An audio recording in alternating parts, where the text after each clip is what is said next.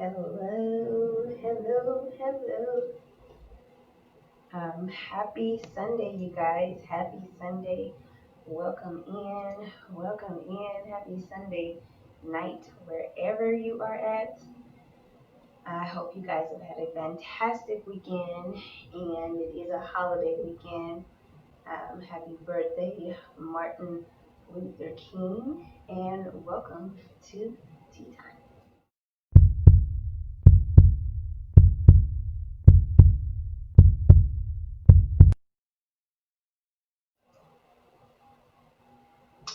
So I have my tea, and we are about to have a great spiritual conversation today. So I hope you have your tea ready. We're here every Sunday on Facebook, and we're just spilling the tea, talking about things that are going on, things that help us stay on track spiritually, different spiritual principles and beliefs that will really help us to maximize who we are in this lifetime. And I'm just sharing this from a place of what I've learned and what I've learned from others, and sharing it so we can continue growing with one another. So if there's a specific topic that you'd like to hear or that you feel like is really heavy going on, definitely let me know so we can have it talked about and discussed. But today we are talking about staying in your lane, which is super important spiritually because so many times, which we talked about a little bit earlier this week, not looking left or right and comparing yourself to anybody else, that will knock you off of your game. It'll make you feel, energetically lower, in a lower vibration. So it's very important that for our spirit that we are making sure we're staying in our lane and focused on what it is that we're supposed to be doing and not wanting what other people have. And even with social media today, this is such a big issue, is that we're looking left and right and seeing other people constantly, and versus using that as inspiration or celebrating other people. A lot of times the experience is wanting what they have or feeling less than because we don't have what they have, we aren't where they at, and we're only experiencing what it is that we see on social media, which we don't really even know what's going on behind scenes, what it took for them to get there, where they're at in their process. We just see the bit that they're sharing with us. And so even within the home, sometimes somebody right next to you, it may not even be social media, but somebody right next to you might be having spiritual success or any kind of success really, and it may be like you feel like you want that, but that takes you out of who you are and you focusing on what it is that you're supposed to be doing. So the story that really resonated with me, that God kind of brought to my attention in regards to this instance, was Jacob and Esau in the Bible, which, Esau was the firstborn, Jacob was second, they were twins, is in Genesis 25. So, read the whole Bible and you'll see it. But the portion of the story was basically like Esau came first, and because he was first, he had the birthrights, he had the inheritance naturally already given to him, and it was already rightfully his as being the firstborn. But then, he sees Jacob, who is, the younger brother by seconds, and he's kind of like the trickster. And basically, Jacob is making some stew, and Esau wants it and trades his birthright for some soup because it's something that he wanted. And so it was just like from that initial decision, Esau had many years after that of experiencing unhappiness, of experiencing anger towards his brother for that experience and being tricked out of his birthright.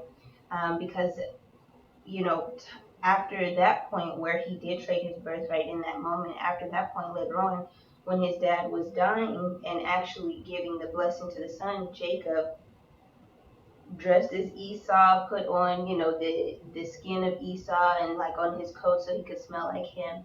And his mom was a part of the plan too. And so basically he received the blessing from the dad that was rightfully Esau's. So he had this experience where Esau is like angry for many, many years because Jacob stole his birthright.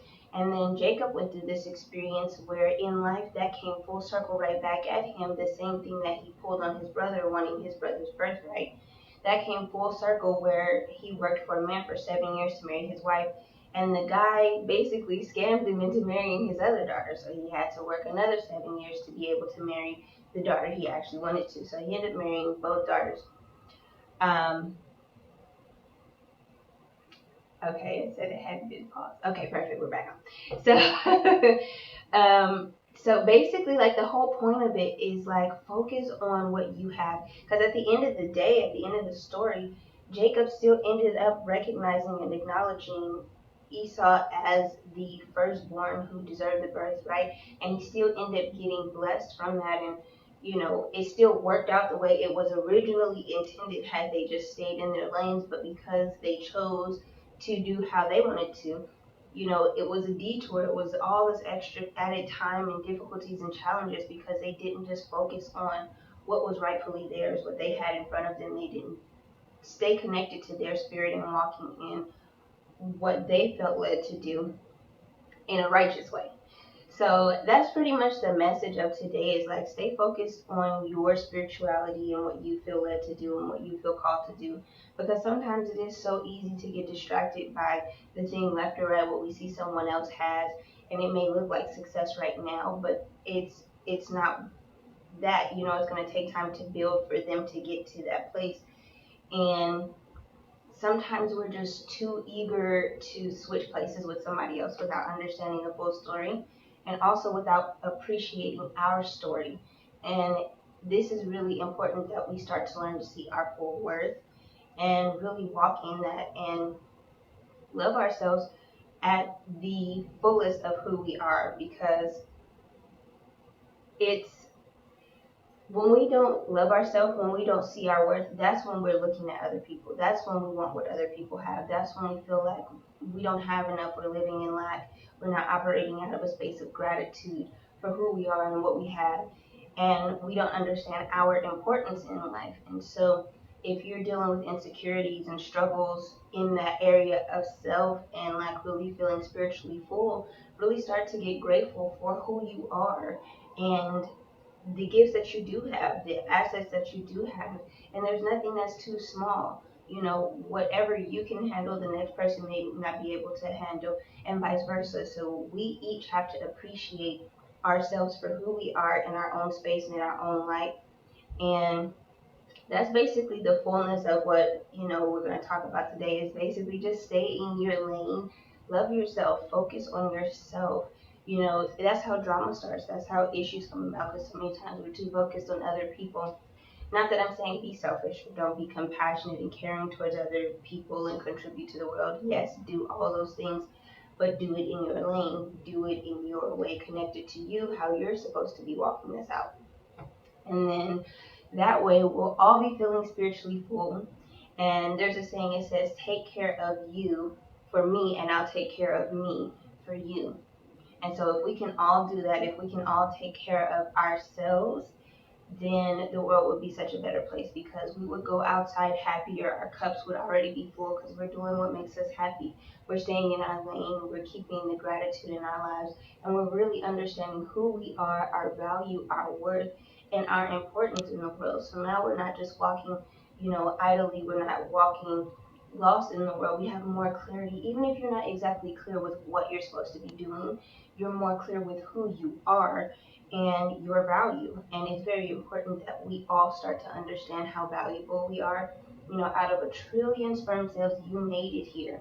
That's big. You could have came out a million different possible ways, and you came out you exactly during this period of time in the world. And so it's very important that you understand that you're here for a reason and that you figure it out. But even if you haven't figured it out, again, just knowing that you are valuable, that you are worthy, that you are important, that your life actually matters and makes a difference, and that somebody is watching you. Someone is watching everyone. And so there's somebody who is watching you out there, that you pressing forward every day, you staying focused and dedicated to your life and your lane and building yourself up.